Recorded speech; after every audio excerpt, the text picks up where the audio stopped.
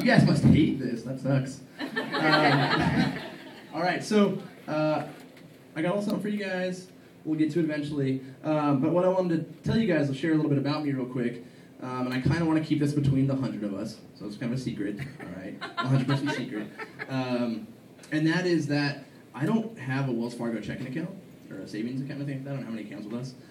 Not to dog us as a company. I love us. I love you guys if I know you, probably. Okay, I love you guys. But no, I bank at Bank of America. I have since I was about 18. And the one thing that I think is a little weird about them is I think their business is kind of going down the drain, which is good. That's good for us. I mean, that's our, that's more business for us. I remember walking in there about a week ago and walking up to, go up and make a deposit. And I remember seeing, and this is kind of my weird observation, is they're supposed to be tellers. They're supposed to be good at counting and numbers and things like that. The one thing I never understand is why they have 4 tellers and 8 windows. I mean, there's never 8 people there, ever. So that doesn't really make sense to me, but I remember walking up to the counter and I said, "Hey, Teresa, could you check my my balance real quick?" And sure enough, she leaned right over the counter and gave me a push, and I think my balance turned out all right.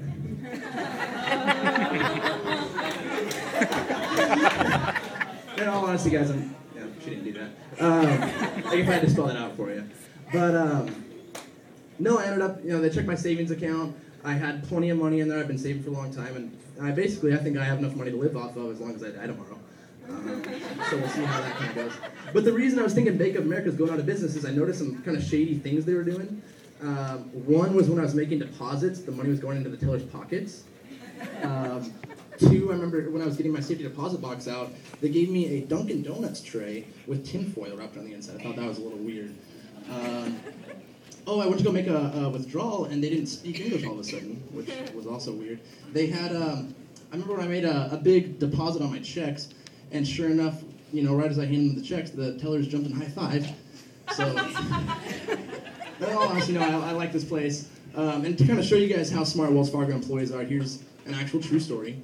Down in the heart of San Francisco, this is a couple of years back, they had a guy walks into a Bank of America, and it sounds like a bad priest-rabbi joke so far. Guy walks into Bank of America, and he decides he's going to rob the place. He had taken out a deposit form, wrote on the back of there, this is a holdup, give me X amount of dollars kind of thing. He got really paranoid and decided that somebody must have seen him, his cover's blown kind of thing, so he heads out of there. Heads out of the shop, right across the street, there's a Wells Fargo branch. So sure enough, he walks right inside of it, decides this is the place he's going to rob, so he hands the teller the note, whatever angry things he wrote on there, give her the money, however he talked, I don't know. He hands her the note, she looks at it, and it's really, not really legible. A lot of the handwriting's kind of, messed up. It looks like a first grader wrote it. Instead of, this is a holdup, it's this IZ a holdup, kind of stuff. Embarrassing for him, I think. But so he hands it to her, and she decides this isn't the brightest guy, of all time. So she hands him the note back and says, "This is on a Bank of America form. There's no way I can process this." So he leaves. Okay, that's logical. So he leaves, goes across the street back over Bank of America. In the meantime, she calls the police and he's caught. So, give it up for our employees. We're a bright group. And I actually like Wells Fargo so much that I wrote a song about it. I don't know if any of you, and I hope some of you have, or else I'm going to look like an idiot. Remember Fresh Prince of Bel-Air?